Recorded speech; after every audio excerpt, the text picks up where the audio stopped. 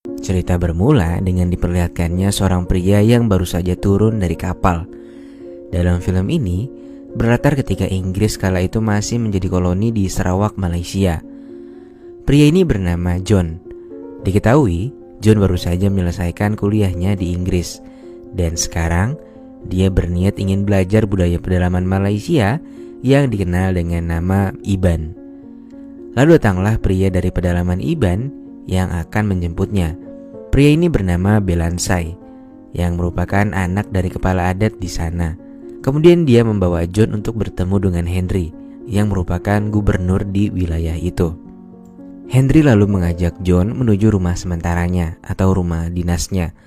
Diketahui, John mengambil keputusan ini karena ingin melanjutkan rencana ayahnya untuk memberikan pendidikan kepada warga masyarakat Iban.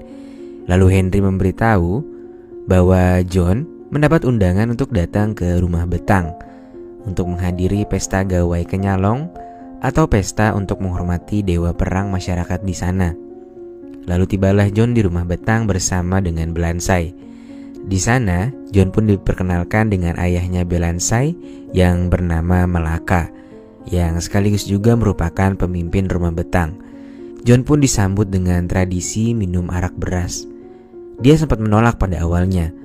Lalu Belansai pun memberitahu John jika menolak meminumnya itu sama dengan sebuah penghinaan. Akhirnya John pun meminumnya. Sesudahnya pandangan John terpaku dengan seorang gadis pengantar arak yang bernama Selima yang diperankan oleh Jessica Alba. Namun hal tersebut tak berlangsung lama karena acara pun terus berlanjut hingga malam harinya. Di sana John juga diperkenalkan tarian cibi-cibi yang merupakan tarian kuno masyarakat Iban. Dan Selima lah salah satu penarinya.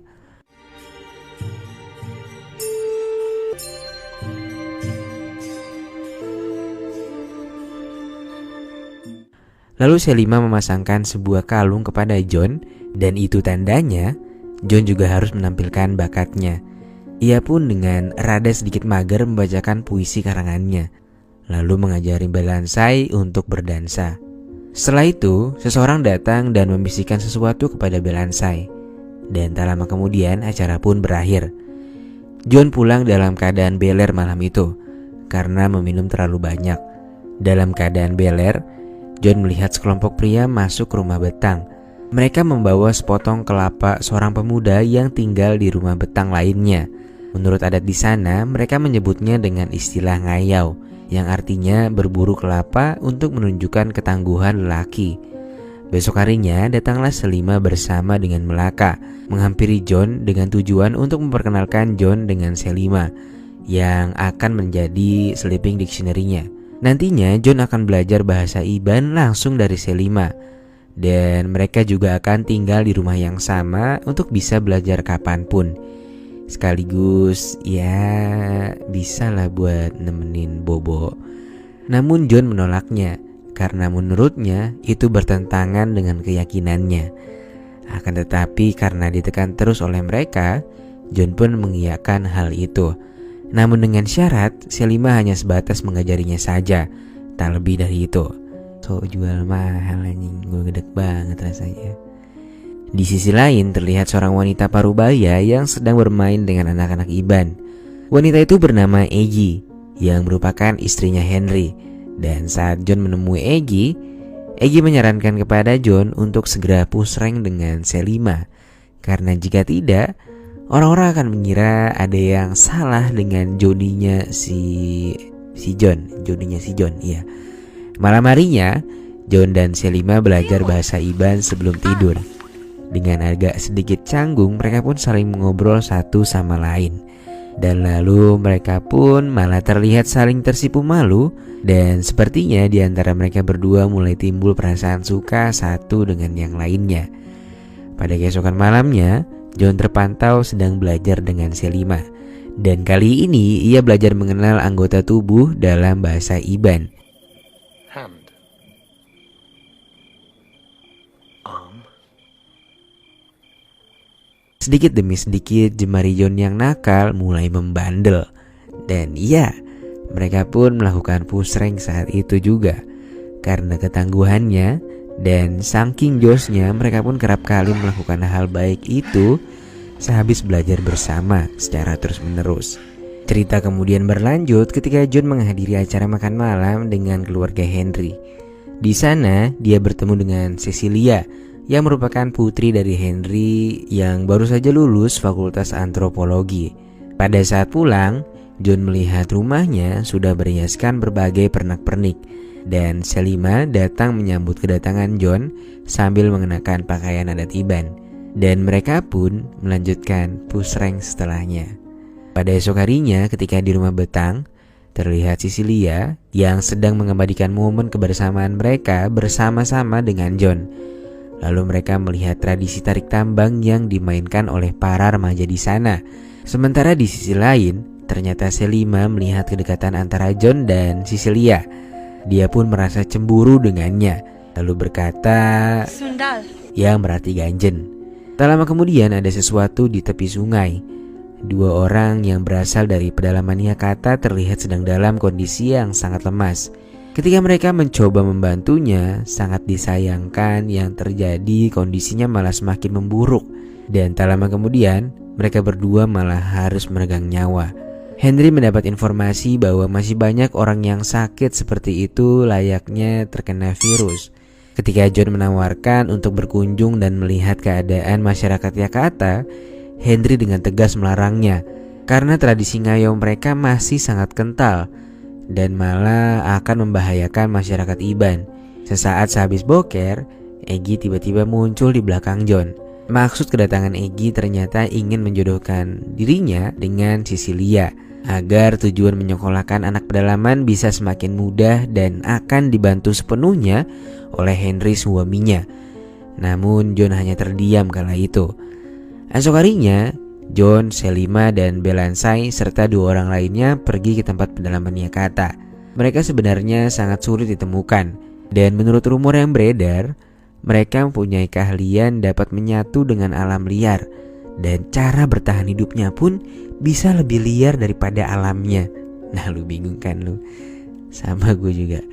Namun karena pengalaman bermain Belansai yang sudah sangat jauh, mereka pun tiba di pedalaman Yakata.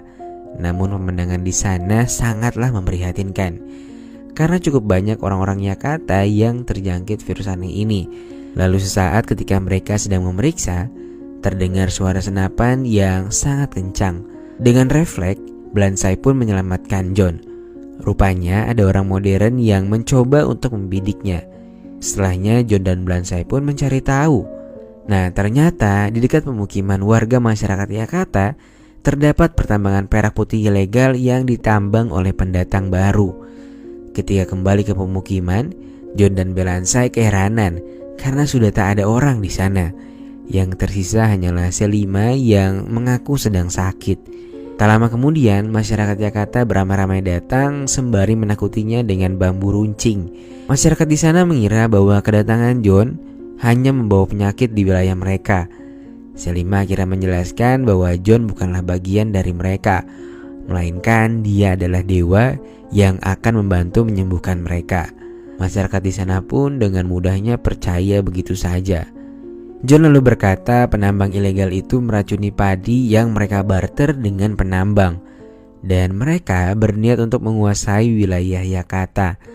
Mendengar pernyataan tersebut, mereka semua pun beramai-ramai pergi ke pertambangan itu, lalu mulai menghabisi satu persatu dari mereka yang telah berbuat curang.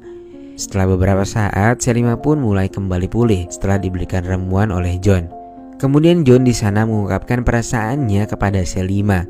Selima berkata bahwa sebaiknya mereka pindah ke Borneo Belanda atau Indonesia bagian Kalimantan, karena Selima tahu hubungan mereka akan banyak yang menentangnya. Dan sebelum pulang ke Iban, mereka diberi persembahan gelang oleh masyarakat Yakata sebagai ungkapan terima thank you. Ketika di rumah Betang, Selima mengatakan yang sejujurnya tentang perasaannya dengan John kepada Melaka. Namun Melaka menentangnya karena sebaiknya ia menikah dengan masyarakat Iban asli. Dan ketika John menghampiri Selima yang sedang dihukum, dengan berat hati Selima berkata bahwa ia akan menikah dengan pria dari masyarakat Iban. Rupanya Selima menuruti apa perkataan Melaka. John yang sangat sakit hati, akhirnya dia pun pulang kembali ke Inggris. Dan di sana dia menikah dengan Cecilia, anak kandung Henry yang sebenarnya dia nggak cinta. Beberapa bulan kemudian John memutuskan untuk kembali ke Sarawak untuk menyelesaikan tugasnya yang sempat tertunda. Malam harinya ketika sedang menonton layar tancap, John kedapatan sedang mencari-cari keberadaan Selima. Dan hal itu disadari oleh Cecilia yang langsung memalingkan perhatian John kepadanya. Pada esok paginya ketika di sungai, John melihat Selima yang tengah memandikan seorang bocah lelaki berkulit putih seperti dirinya. John pun meyakini dirinya bahwa itu adalah anak hasil tanam benihnya dulu. Malam harinya John secara tiba-tiba sudah berada di rumah Selima. Dia pun bertanya mengenai anak yang dirawatnya. Jawaban Selima pun begitu mengejutkan. Rupanya dia menikah dengan Belansai yang kala itu sedang mengandung anaknya. Ketika malam hari dan John sedang tertidur, Belansai secara tiba-tiba masuk dan melukai lengan John. John pun mengadukan hal itu kepada Henry. Oleh karena itu, Belansai pun diminta untuk mempertanggungjawabkan perbuatannya yang telah membuat seorang pejabat kolonial hampir koit. Dan nantinya John sendirilah yang akan menjadi hakim dalam kasus ini. Dalam percakapannya dengan Henry mengatakan bahwa sebenarnya Selima adalah anaknya, hasil dari kenakalan masa mudanya dulu yang sembarangan menanam benih di mana-mana di maminya Selima. Namun ia merahasiakan hal tersebut karena posisinya sama seperti John kala itu. Malam harinya John pun merasa kasihan dengan Belansai. Dia pun akhirnya melepaskan Belansai dari tahanan itu. Karena biar bagaimanapun, Belansai adalah sahabat karibnya di Iban. Setelah Belansai pergi, John mengajak Selima untuk pergi ke Borneo Belanda atau Indonesia pada esok lusa sekitar habis subuh lah. Pada esok paginya, Egy menawari Selima untuk menjadi sleeping dictionary seorang pria bernama Siverly. Atau jika tidak, Selima akan diberi hukuman. Di sisi lain, Cecilia memberitahu John bahwa tes speknya menunjukkan kalau dia sedang mengandung anaknya. John pun tersenyum kepada Cecilia, menandakan bahwa dia sangat senang mendengarnya. Di rumah si Verly, dia mencoba untuk merayu Selima untuk melakukan push rank. Namun Selima menolaknya, dan karena terus memaksa, si Verly akhirnya mendapatkan bogeman dari pajangan kayu yang cukup kuat dari Selima. Setelahnya ia pun pergi dengan membawa anaknya dari rumah si Verly. Sementara di rumah John, Cecilia memintanya untuk pergi dengan Selima. Padahal kita tahu bahwa ia sedang mengandung anaknya John saat ini. Cecilia mengatakan ia tak mau hidup dengan pria yang hatinya berada pada orang lain. Cecilia juga tak keberatan dan sebenarnya dia sudah mengetahui bahwa Selima adalah anak ayahnya. Sesampainya di dermaga, Selima mencari keberadaan John yang ternyata tak ada di sana kala itu. Lalu tak berselang lama, John pun tiba di dermaga itu. Dan di sana dia melihat kapal yang baru saja berjalan ke Borneo Belanda. John mengira bahwa Selima pasti berada di sana. Dan sesaat kemudian John diberitahu seseorang bahwa Selima bukan pergi ke Borneo Belanda, melainkan pergi ke tambang tua yang berada di Jakarta. Ketika Selima baru akan pergi dengan sampannya, tiba-tiba Henry mendatanginya dan memberikan senjata untuk menjaga diri katanya. Lalu untuk pertama kalinya, Henry akhirnya bisa memeluk putrinya itu dan dia pun membiarkannya pergi dengan anaknya. Di sisi lain, John melanjutkan perjalanan mencari Selima melalui jalur darat, mendaki gunung dan melewati lembah. Hingga akhirnya dia pun dapat menemukan Selima cinta sejatinya. Dan terjadi pertukaran ludah di sana. Tapi kebahagiaan mereka tak berlangsung lama. Rupanya si Verly berhasil menemukan mereka. Karena si Verly memegang senjata, John pun menurutinya saat ia diminta untuk mengikat dirinya di tiang bambu.